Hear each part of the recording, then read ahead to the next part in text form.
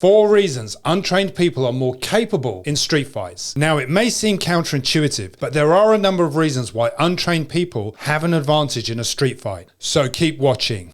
The first reason is unpredictability. Untrained fighters often lack formal training and techniques, which makes their movements more unpredictable. They punch at really awkward angles. Sometimes it can come literally from nowhere, and it may not be the nice crisp hook or uppercut that you're used to seeing. They don't respond to your triggers in the same way. That untrained guy is going to rely on instinct and unconventional tactics to catch their opponent off guard. And this can make them very unpredictable because they don't have the typical trigger response. Now, unpredictability isn't about movement, it's about tactics as well. This is the guy that spits in your face and then punches you. You don't get that in a gym. Now, some people might think of dirty tactics as fish hooking and eye gouging, but think of the guy that looks down and then suddenly throws a punch. Classic example is the, look mate, I don't want any trouble. They turn around and they come back, bang, and they throw a sucker punch from the side because you think they've walked off. These are all tactics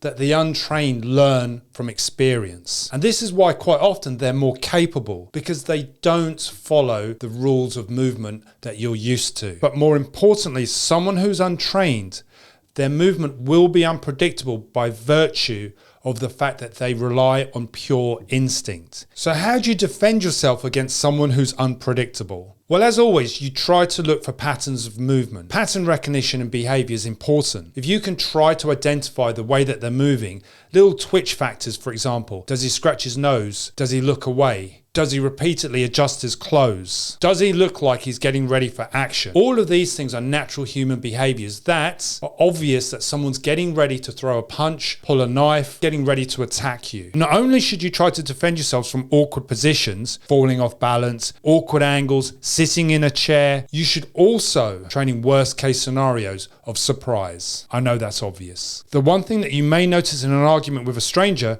is that there may be preparation for action. And these are the things that you should rely on to give you some predictability of this guy who's standing in front of you. The second reason, number 2, aggression and intensity. If you had 2 untrained people in a street fight, who would win? Well, the simple answer comes down to aggression and intensity. It's a guy that not only wants it the most, but goes after it. People say that you fight better in a rage. You fight better when you're angry. You could say this gives you an advantage in a street fight, but the problem with being unhinged is that you lack control. You'll often see raw aggression and intense determination from untrained fighters. Now, I know most are going to say, but any fighter has that. Raw aggression is a different quality to focused aggression. It's a difference between what I say is hot and cold. Hot aggression is angry, where the person literally is in a rage. Cold aggression is just that. It's focused and it's intense, but it lacks that emotional component. What you are is highly aggressive with the intention to harm, but you have a cold mindset behind that. And that's very different to hot aggression. Now, the untrained in a street fight is more likely to exhibit hot aggression, and that's what makes them more dangerous. They may have that no holds barred mentality. It's almost caveman-like, but it can be overwhelming. To deal with this rage fighter, you have to match fire with fire. You essentially have to have the same level of intensity, but what you need to be able to do is have a cold sense of aggression. Once you've mastered cold aggression, the next thing is to learn how to switch it on and off. And this is key to your self-defense. You have to have the ability to be able to go bang, bang, like that, and switch into aggressive mode, and then likely switch it off. To achieve this, you have to incorporate it within your own training system. But you have to practice and train switching on aggression with a high level of intensity. But it's mental intensity and focus. And this does require some training. But I can help you with that. So just contact me and I'll help you out. So in short, you need an aggressive trigger just to counter someone that potentially is going to be unhinged. The third reason, this guy lacks fear. This guy is a rage fighter. His anger's driving him. That makes him not only unpredictable, but less fearful with no hesitation, because they don't understand the consequences of feeling pain or exerting pain. His psychology will be more intense, focused, and his level of aggression will be completely unhinged. He's not limited to a martial art ideal, a technique, an ethos, or a way of thinking. He's pure naturalistic in his movement. This is a guy that will snap and then punch you so hard that you hit your head on the concrete. You see, rage fighters don't care about the consequences of their action. They see red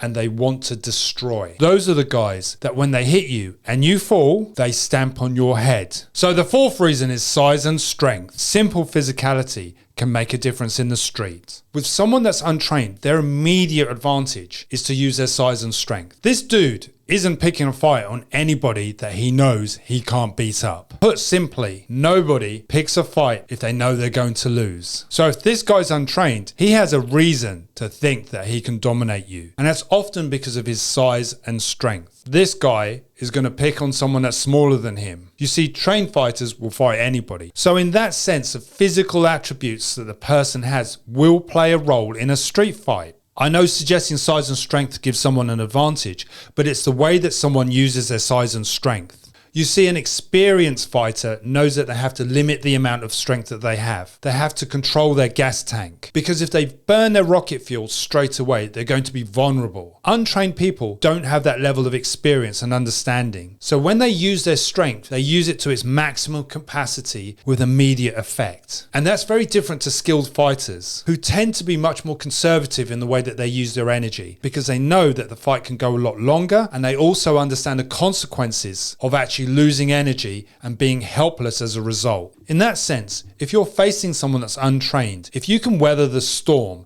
let them burn themselves out, then you'll be far more effective in your own self-defense in fighting back. This untrained guy is dangerous because he has access to his natural attributes without hesitation, without fear, and in an unpredictable fashion. So he may be stronger, more athletic than even a skilled fighter. And this gives him an advantage in a fight. Rely on a strategy in which you are depleting their energy while you're conserving your own energy. So that means your movements should be trying to tire them out. And that's how you deal with someone that's unhinged, untrained. But weathering the storm is always going to be the hard part. If you can get past the unpredictability, the tricks, the aggression, then their size and their level of physical intensity is far easier to cope with. So what's the takeaway? Don't avoid the new guys in the gym. These guys are the closest people that you're going to experience in the street. The problem with training with more experienced guys is that they have great technique, timing, and movement, and that often makes them predictable. They may have a high level of physical intensity and aggression, but the predictability still stands, and when you're experienced,